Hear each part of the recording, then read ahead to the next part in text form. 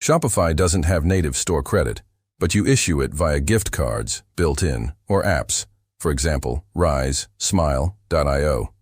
Gift cards act as digital credit. Customers redeem at checkout. Ideal for returns, loyalty, or goodwill. Free to create, no fees unless using apps. Method 1. Manual gift card. Admin. Shopify Admin. Products. Gift cards. Issue gift card or add gift card product. Enter amount, for example, $25.